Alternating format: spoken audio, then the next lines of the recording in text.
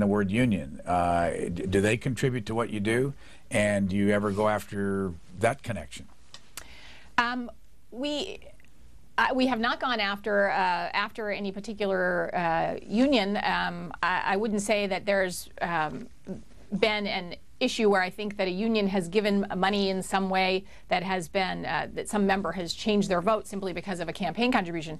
In the same way, we haven't gone after huge corporations that also give huge amounts of money. I would say although the corporations themselves can't give money, is obviously their top executives give a lot of money, and most of the time we don't go after that. Why do you think? What's creating this ethical problem?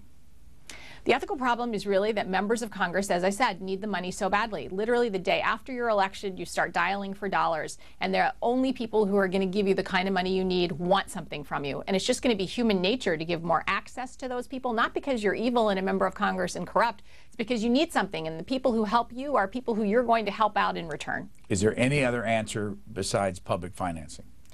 To my mind, that's really at the heart of it. I don't know. I'd be open to other people's suggestions on what else might make a difference. But banning private travel is really, again, I think, kind of tinkering to say a member shouldn't go on a trip to to New Mexico or something. I don't see how that's ultimately going to fix our problem, in the same way that if members of Congress were making decisions really in the public interest and not based on their own financial interests. Often they're also making distinctions because of parochial financial interests. Like, this is good for my district even though it's bad for the country. We see that, for example, so much when we talk about things like base closings. Members will fight so hard to keep bases open or have weapons being built in their districts, even though these weapons or these bases might not actually be good for the nation as a whole.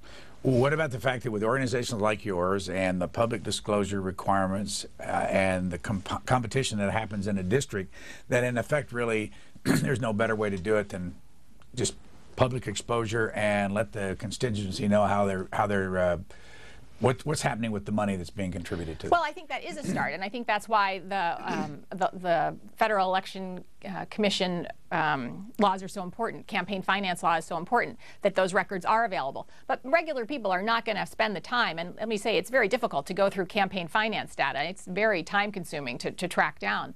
And the FEC website is not user-friendly. You have to really go to another one like OpenSecrets to use the data.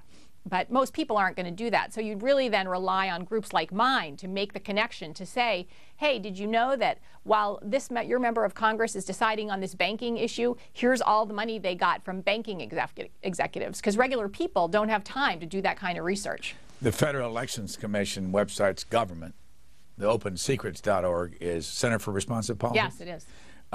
Why is it that the private groups do a better job than the government groups that every taxpayer pays for? Right. Well, I don't think the government has such a strong interest in making all that data that accessible. In truth, I mean, for example, the senators don't have their campaign finance data automatically uploaded onto electronically, and that's because they don't want you to be able to find it. Remember, it's Congress that makes the laws, and they're not that keen on groups like mine digging through their campaign finance data. What does that say, though, to people that think government's going to do a better job than industry or private groups in this world? Well, I think what it tells you is members have a vested interest in this case in not disclosing this information, and it's the power of incumbency, and they want to protect their power bases, and so they don't want this information out there. That's why it's so important to have these nonprofit groups, good government watchdogs, to say, hey, look at these links, look at these members of Congress who might be making these decisions not because it's a great decision, but because they got paid for it. But the Federal Elections Commission is independent of the Congress. Well, the Federal Election Commission is literally a completely broken down agency. It's well accepted that it just doesn't work. It is an organization that is split evenly, 3 Republicans, 3 Democrats. They always seem to vote as a party. Right now there are some vacancies. President Obama has pledged that he will repair the Federal Election Commission, but it is just a dangerously broken place, and many members of Congress, particularly Senator Mitch McConnell, the Senate Minority Leader, has no interest in having a working FEC. He hates the FEC. He has made no bones about it. There are a lot of members who don't want to see any kind of campaign finance law enforced, and right now that's working for them because they're not being enforced at all. What kind of grade would you give the Obama administration on disclosure of where the TARP money is being spent? I think they could be doing a much better job on that. They've been saying that some of that they need to keep some of that information secret because banks otherwise won't want to take the money. And we've, for example, have submitted 2 different Freedom of Information Act requests regarding the expenditure of TARP funds, and one we're now suing the Federal Reserve Board for failing to tell us which 22 different banks received over $2 trillion in aid. So I think that there could be a lot more transparency there. We're looking forward to litigating that because we don't think that the Obama administration has a leg to stand on in refusing to make that information public. It's our money. We have a right to know where it's being spent. When you file a Freedom of Information Act request, where do you file it?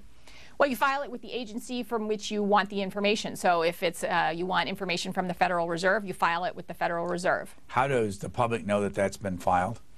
Well, we always, whenever we file those, we put them up on our website right away.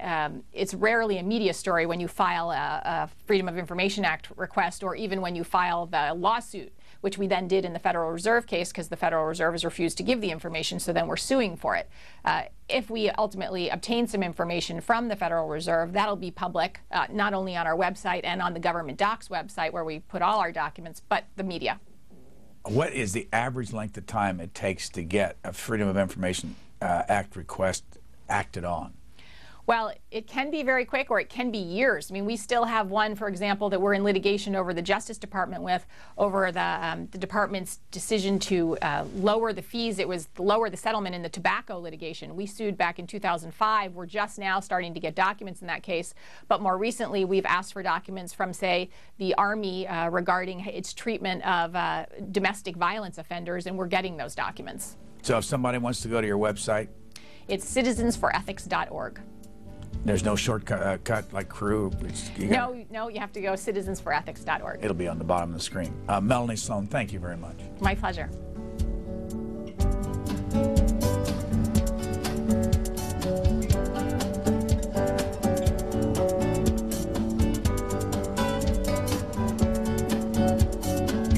For a DVD copy of this program, call 1-877-662-7726.